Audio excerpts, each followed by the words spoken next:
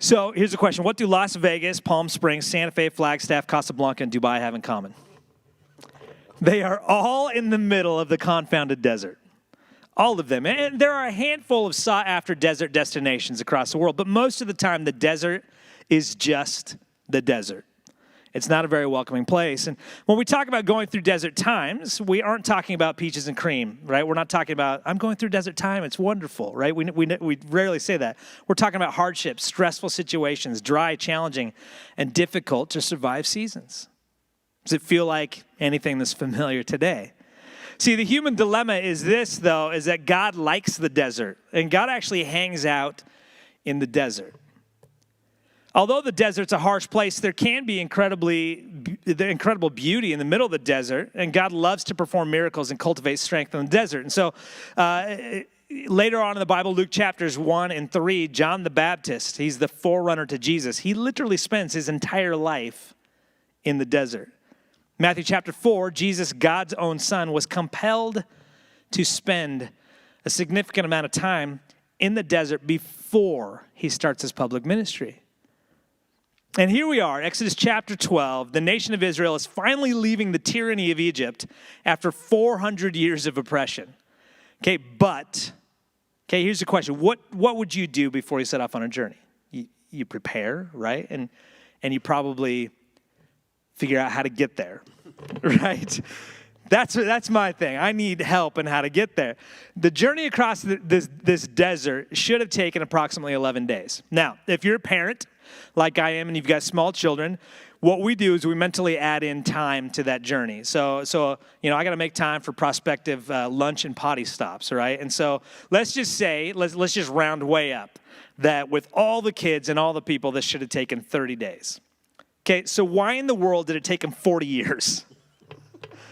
Right? And so I used to think that Moses was just really bad with directions. That was my thought. I love you, Dad, but you're the same. Like we never stopped and asked for it. I just thought Moses is like my dad. We're just always lost. But here's the thing. If you look back at Exodus chapter 2, Moses was actually raised in Egypt.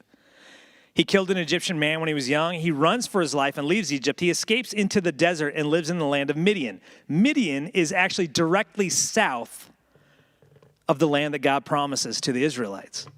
It's across the very same desert that they're about to walk into. Moses, he's raised in Egypt. He runs across the desert. He comes back across. He should know this place pretty well. See, they were actually never lost when traveling through the wilderness. So what in the world took them so long? Let me give you a quick snapshot just of their journey. In Exodus chapter 14, the Israelites find themselves at the edge of the Red Sea.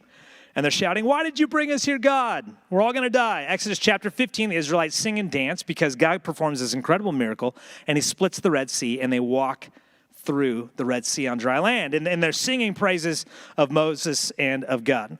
Okay, 3 days later, though, they're complaining again. Okay, I mean, this is what happens. Exodus chapter 16, they complain that there isn't an abundance of food in the desert. Right? But God performs miracles and brings them food. Exodus chapter 17. They journey further into the wilderness and again find no water. Shocker. They have another "we're all gonna die" moment. Okay, God provides water. He pours it from a rock, right? And every person, along with all their livestock and their kids, drink their fill. Exodus 18 through 31, there's this restructuring of leadership, and they receive helpful instruction from God regarding food safety, personal hygiene, generosity, artistry, and construction. Okay, it's very practical. Exodus 32, the Israelites hang out for a while at Mount Sinai while Moses is right up the road talking face-to-face with God. Okay, and then the Israelites, God and Moses are hanging out over there, but in the meantime, we're going to make an idol. They make an idol, and they decide to worship the idol instead of God. Exodus 33 and 34, Moses comes down the mountain, finds them worshiping an idol. He gets really ticked off. He straightens things out, and then he goes back up the road again to hang out with God because he actually has to get the commandments written down again in stone because he threw away the first set. Okay, Exodus 35 through 39, the people take a very generous offering and fully fund a very elaborate building project. Okay, Exodus chapter 40, the building project's done, and the literal presence of God lives amongst the people. Moses then writes an entire policies and procedures manual and code of ethics, and that's the book of Leviticus. And then after Leviticus, we can look at the organizational structure and job descriptions that Moses puts together for the nation of Israel, and that's the book of Numbers. Okay, then Numbers chapter 10. Okay, the nation of Israel finally leaves Mount Sinai. Numbers 11 and 12, the people complain, shocker. They disobey God, shocker. And then they complain some more. There's a pattern of behavior here. And then Numbers chapter 13, they finally reach the promised land. They send in 12 spies to check the land out. And Pastor Shelley talked a little bit about this last week. And all the spies return. And here's the thing. All of them report about the abundance of the land. But all of the spies, except for 2, they were terrified to advance into the promised land because they were afraid of the current occupants. Okay, they give a bad report to the people. They stir up unbelief and fear, and the entire nation begins to complain and rebel once more.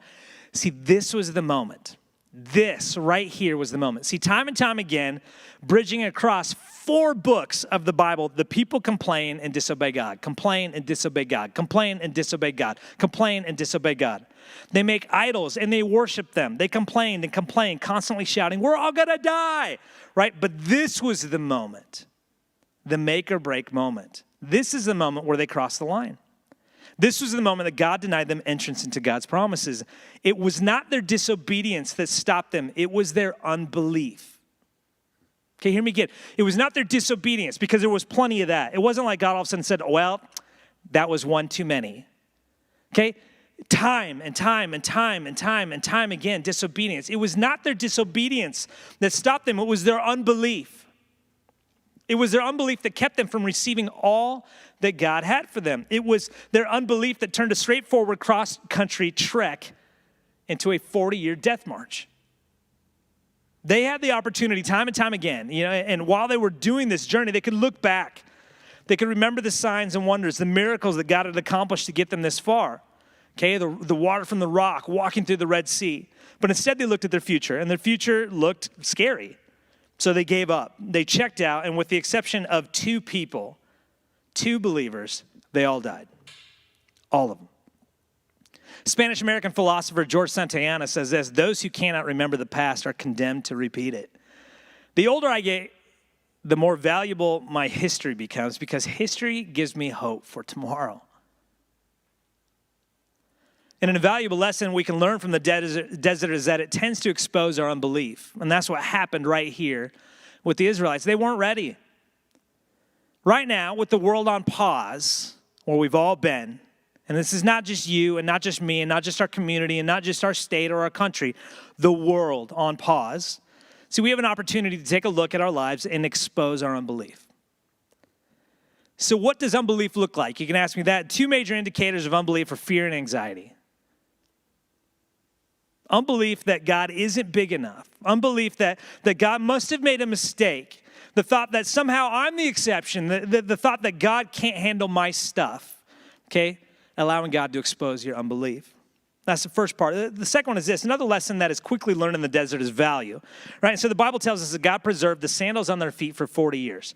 This was a 40-year fashion freeze. It's just it's torture, man. No new shoes for 40 years. But what would you do? Why would you need an extra set of clothes? The Bible also tells us that an entire generation of Israelites died during their journey through the desert. What do you do with those remains? Honestly, there probably was a trail a mile wide of debris, waste, and body remains that followed the nation of Israel through this 40-year journey through the desert. See, if you're living on the go and you're living on the move, you quickly identify what's valuable, and you lighten the load. The desert quickly helps us identify what's valuable to us. See, many of us started off this year by setting goals.